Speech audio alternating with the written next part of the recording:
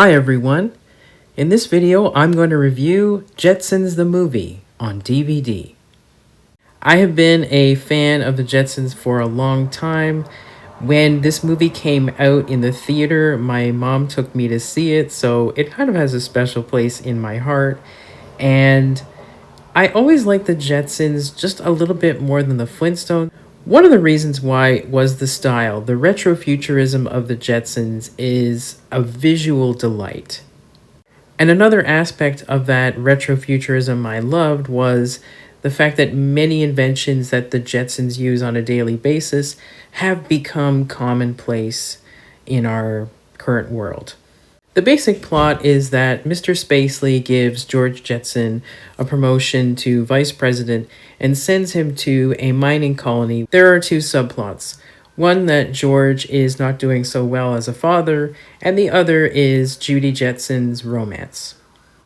Rosie and Astro, two of my favorite characters, are great in their supporting roles and played masterfully by Vander Pyl and Don Messick, who also voiced Scooby-Doo and many other Hanna-Barbera characters.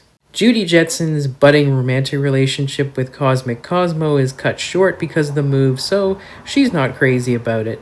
But the Jetsons have friendly neighbors when they meet the Furbelows, and George's co-worker Rudy 2 is also friendly, and his wife Lucy 2 and Teddy 2 befriend the family fairly quickly. The trip to the futuristic shopping mall is fun. I think it's interesting that they imagine shopping malls would still exist in the far future and that people would still appreciate vintage and antique items of all sorts.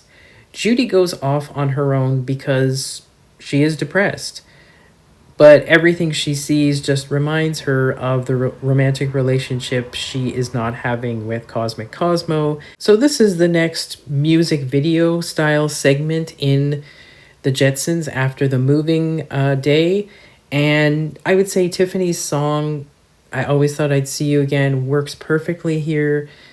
I think it's a lovely song. It's one of my favorites from her. I appreciate the work of the animation team on this sequence. It's fantastic. It's beautifully animated. It suits the mood. It's good for character development. I loved it. Next, Judy bumps into Apollo Blue, who is very cool and a breath of fresh air. I do wish the film had spent a little more time with Apollo Blue. He is an interesting character.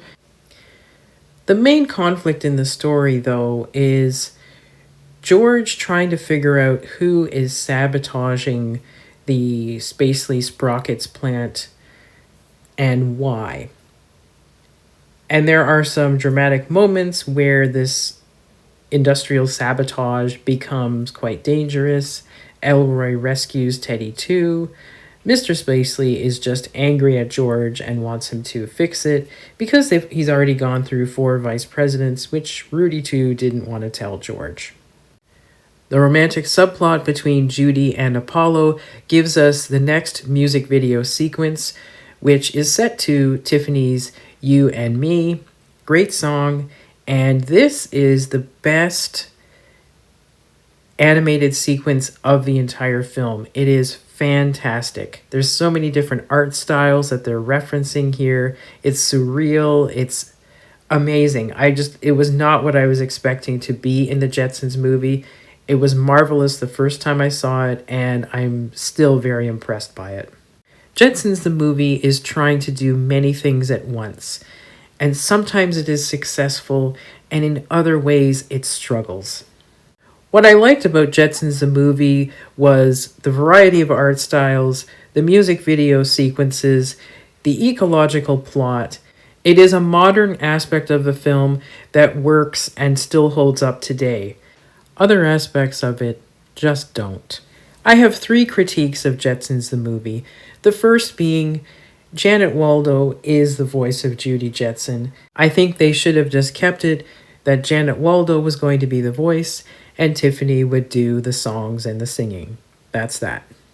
My second critique is that there could have been a more mature tone and greater character development.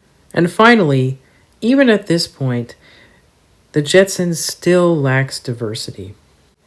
In spite of all of that, I still love Jetsons the movie and recommend it. George O'Hanlon and Mel Blanc passed away before the movie was finished, so it's very special in that sense too. They were two great voice actors, and further to that point, I believe that voice actors should be nominated and honored with prestigious film awards because what they do is not easy and it's not appreciated in the ways that it should be. So, if you love the Jetsons or any other Hanna-Barbera productions, I think it's worth checking out despite its flaws. Thank you for watching, and bye for now.